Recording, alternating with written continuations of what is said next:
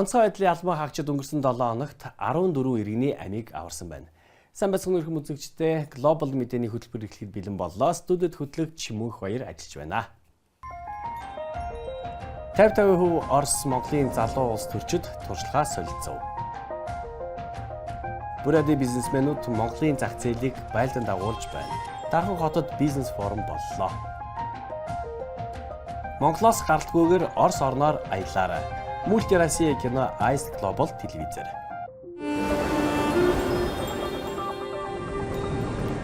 Улаанбаатар хотноо Орос Монголын эрх баригч намуудын залуучдын холбооны төлөөлөгчдийн уулзалт амжилттай болж өнгөрлөө.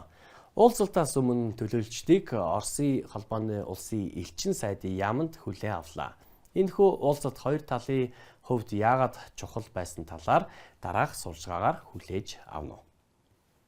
Ийм цар хүрээтэй төслийг сүүлийн жилүүдэд анх удаа зохион байгуулж байна. Улаанбаатар хотод болсон залуучдын чуулга уулзалтанд Оросын бус нутгуудаас нэгдсэн Орос намын залуу гварди холбооны 50 идэвхтэн хүрэлцэн иржээ. Тэднийг эрх баригч Монгол ардын намын 50 залуу гишүү угтаж авсан бөгөөд уулзалтын өмнөх өдөр Оросын элчин сайдын яамнаа хүлээн авч уулзлаа. Эрхэм үндэт Монгол, Орос хамт нөхдөө манай хоёр орны хамгийн том улс төрийн хүчнүүдийг төлөөлж буй залуучуудыг Оросын элчин сайдын яамд ухтан авч байгаадаа баяртай байна. Та бүхэн ирээдүйд улс орныхоо нийгэм эдийн засгийн хөгжилд чухал үүрэг гүйцэтгэх болно. Тэгэхээр түүхээрээ байх ёстой. Манай улсын шинжлэх ухаан, боловсрол, эрүүл мэнд, хөдөө аж ахуй бүхний салбар бол хойд төрштэй байна. Одоо Орос нөхдүүдтэй саншгүй холбоотой гэдэг бас дахин хэлмээр байна. Залуу гвардийн залуучуудын байгууллагын төлөөлөгчдийн хөтөлбөр олон талд үйл ажиллагаагаар дүүрэн байсан бөгөөд төлөөлөгчдийн энэ хугацаанд Монгол орны соёл, зан заншилтаа танилцах болон улс төрчид нийгмийн төлөвлөлтөд уулзжээ. Мөн төлөөлөгчдийн Монголын залуучдын холбооны төлөөлөгчтэй туршлага солилцож, Маршал Жуковын хөшөөнд цэцэг өргөн, сургуулиуд болон төрийн байгууллагуудтай танилцаж, хамтарсан хилцүүлэг дугуй ширээний уулзалт зэргийг зохион байгууллаа.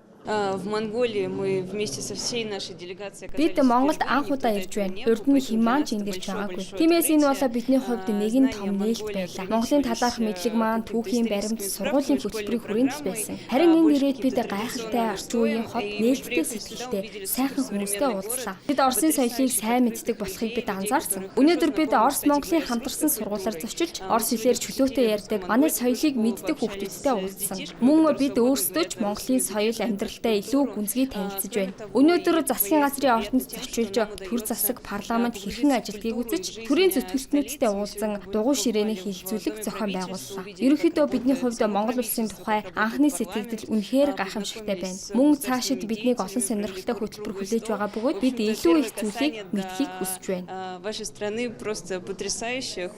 Уулзалтын үеэр хоёр орны төлөөлчид цаашд ижил төстэй харилцаа туршлага солилцоогоор хөршүүлэх хүсэлтэй байгааг хэлсэн байна. Сергей Тучков, Евгений Павлов, Жанчин Дорж Батторч, их бол Мөнх Баяр, Ice Global. Эрхэм үзэгчдээ та бүхэнд цөөн хорин мэдээг хүргье. Завхан аймгийн Дөрвөлжин сумын Хомын талын байгалийн зохицолборт газар ЮНЕСКОгийн шин мандлын нөөц газруудын дэлхийн сүлжээнд албан ёсоор бүртгэгдлээ.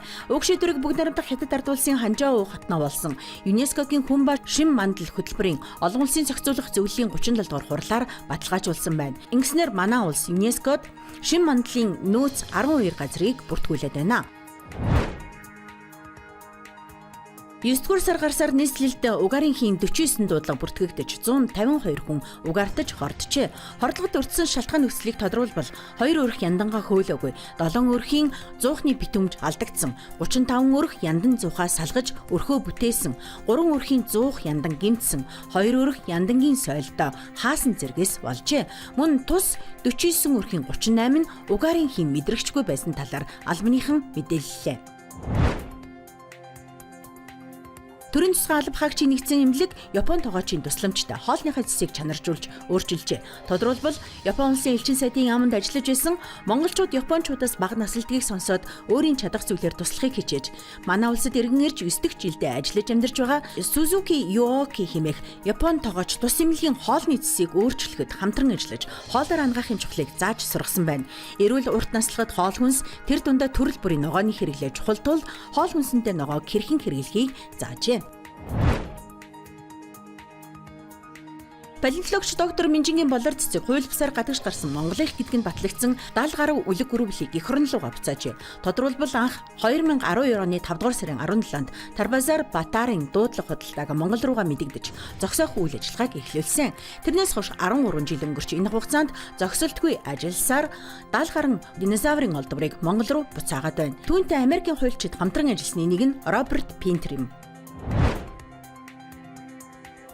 Чиндаууд Монголын жудоочид медалийн хур болглаа. Тэнцээнд 5 твийн 26 орны 200 тамирчин өрсөлдсөнөөс манай улсаас 15 жудооч барилдаж 2 алт, 1 мөнгө, 3 хүрэл медаль хүртжээ.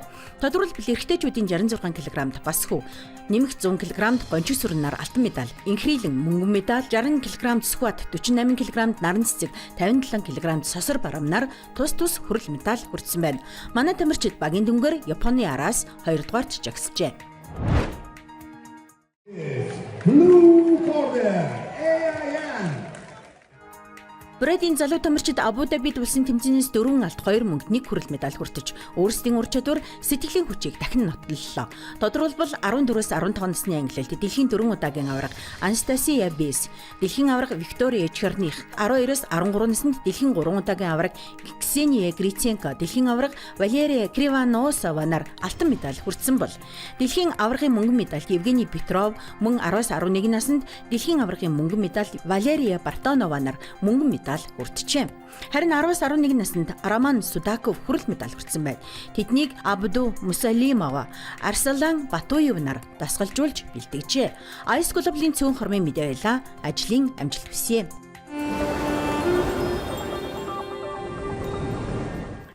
Буряди 18 бизнес эрхлэгч Монголын зах зээлийг эзлэхээр шийджээ. Тэд Монголд борлуулалтын шинэ цэгүүдийг хайж олох, ашигтай харилцаа холбоог тогтоох зорилгоор ирсэн бөгөөд Буряди бизнесмэнүүд Монголын худалдаа авагчдыг юугаар гайхшруулах гэж байгааг бид одоо та бүхэнд өгүүлэх болно. Саяхан Дархан хотод бизнес форум боллоо. Энэ үеэр Бурядийн бизнес эрхлэгчид Монголын аж ахуй нэгжүүдэд өөрсдийнхөө бүтээгдэхүүний дээжээс танилцууллаа. Эдгээр бүтээгдэхүүнд тоглоомын талбайн тоногдох хөрөмж, бөмбөр байшин, барилгын материал, сургачийн дүрэнд хувцас, хөдөө аж ахуйн бүтээгдэхүүн, логистик болон аялал жуулчлалын үйлчилгээ тэрж байдаг өслөг гутал зэрэг багтсан байна. Одоогоор бид хамтран ажиллах сонирхолтой бизнес эрхлэгчдийг хайж байна. Бид өслөг гутал үйлдвэрлэдэг бөгөөд энэ нь хамгийн дулаахан гутал гэдгийг хүмүүс мэднэ. Мөн энэхүү бүтээгдэхүүн нь Монголд үнэлэгддэг тул бид ийм төрлийн хамтын ажиллагаа хайж байна. Дархан хот нь Улаанбаатар хоттой ах トゥ хот болоод хагас 100 гаруй жил болж байна. Энэ нь бас тохиромжтой логистикийн төв юм. Эндээс л Бурядийн бараа Монголд ачигддаг байна. Монголын барилгын болон аялал жуулчлалын компаниуд, боловсролын байгууллагууд, мэдээжийн хэрэг жижиглэн худалдааны сүлжээнүүд Бурядийн бүтээгдэхүүнийг ихээхэн сонирхож байна. Одоогоор Монголд ажиллаж байгаа мөн одоо үйл ажиллагаагаа өргөжүүлж байгаа бизнес эрхлэгчид бий. Тэд Монголын хөрөнгө оруулагчид өөрсдийн үйлчлэгээг санал болгож байна. Эдгээр нь гайхалтай бизнесийн санаанууд, гайхалтай бизнесийн эрхэм зорилготой юм. Тиймээс бид хоёр орны хамтын ажиллагааг хөгжүүлэхийн тулд түншүүдийг нэг нэгнээ олоход туслах болно. Мөн энэхүү бизнес форумын үеэр аж ахуй эрхлэгчдийн хөдөлмөрийг хөгжүүлэх үүднээс Дархан хот болон Бурядийн худалдаа аж үйлдвэрийн танхимууд хамтран ажиллах гэрээ байгууллаа.